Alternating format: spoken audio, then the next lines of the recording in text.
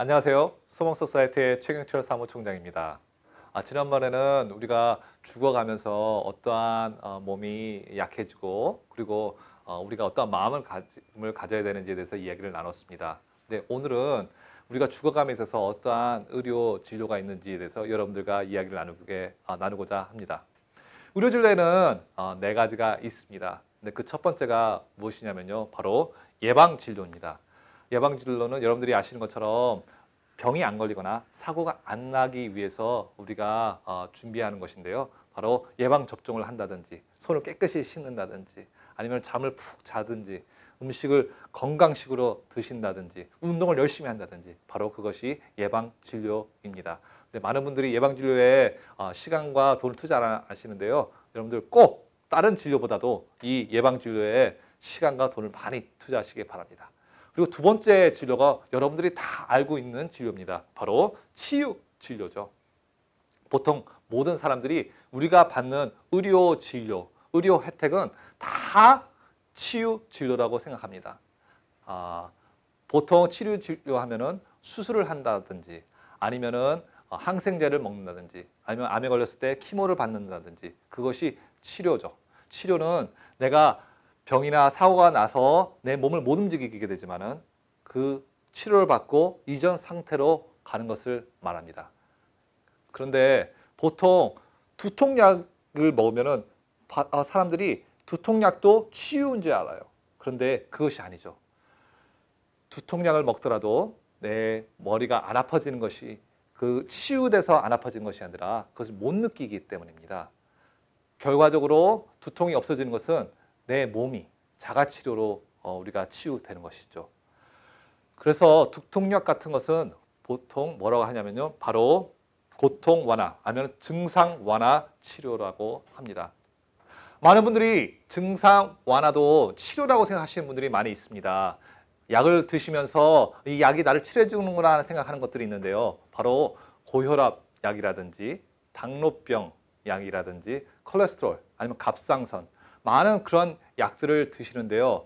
그런 것들은 그 원인을 치료하는 것이 아니라 그 증상들을 완화시키는 약들입니다. 그래서 보통 죽을 때까지 계속해서 드시는 분들이 많이 계십니다.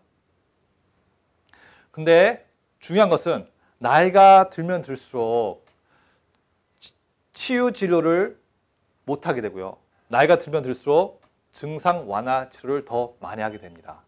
예를 들어서 제가 지금 다리를 부러져서 병원에 가게 된다면 병원에서 분명히 제 다리를 수술해 줄 것입니다. 그런데 제가 나이가 80세나 90세가 돼서 약해져 있다면 제 다리가 부러지면 병원에서 수술을 안 해줄 것입니다. 그때 증상 완화, 고통 완화 치료만 해줄 것입니다. 암이 걸려서도 마찬가지입니다. 암에 걸려서 키모를 받아야 되는데 제가 젊다면 치유 진료를 받지만은 제가 지금 나이가 많아서 노쇠해졌다면 증상 완화 치료만 해줄 것입니다. 우리가 치유 진료든 증상 완화든 결국은 모두가 다 죽게 되어 있습니다. 죽음을 맞이할 때 두 가지 선택이 있는데요. 그 첫 번째 선택이 바로 연명 치료입니다. 연명 치료를 하게 되는데 이 연명 치료는 치유 진료의 철학을 계속해서 연결해 가는 것입니다. 그래서 제가 색깔을 똑같이 해놨는데요. 치유가 안 되는 걸 알지만은 계속해서 치유하기 위해서 노력하는 것이죠. 우리가 생명을 연장하기 위해서는 기본적으로 세 가지가 필요합니다. 첫 번째가 바로 물입니다. 물을 주기 위해서 IV를 맞고요. 두 번째로 음식입니다. 음식을 우리가 못 먹게 되면은 극간식을 통해서 음식을 받아들이게 되죠. 그리고 세 번째가 공기죠. 공기를 산소 호흡기를 통해서 목에 구멍을 뚫고 기계가 숨을 쉬게 하는데 그러한 의료 행위들이 바로 연명 치료입니다. 근데 이 연명 치료를 하지 않는다면 어디로 가야 될까요? 바로 마지막에 호스피스 서비스를 우리가 받으면 되는 것입니다. 이 호스피스는요, 증상 완화의 철학을 받아들이는 것이에요. 그래서 그 병의 원인을 찾는 것이 아니라 증상을 완화시켜서 편안하게 돌아가실 수 있도록 도와드리는 것입니다. 연명 치료는 목적이 무엇이냐면 생명을 연장하는 것이에요. 그래서 삶의 양에 대해서 포커스를 두는 것입니다. quantity. 그런데 호스피스는 quantity, 삶의 양이 아니라 삶의 질입니다. quality of life. 증상을 완화시켜서 마지막에 편하게 돌아가실 수 있도록 도와주는 것이 바로 호스피스입니다. 그리고 호스피스 서비스를 받든지 연명치료를 받든지 결국은 우리 모두가 다 죽게 됩니다. 죽음을 맞이하게 되는데 호스피스 서비스를 받게 되면요, 우리가 사별 가족들이 도움을 받게 됩니다. 그래서 여러 가지 상담을 받을 수 있고 여러 가지 정보를 얻을 수 있는 그런 도움을 호스피스에서 받을 수가 있게 됩니다.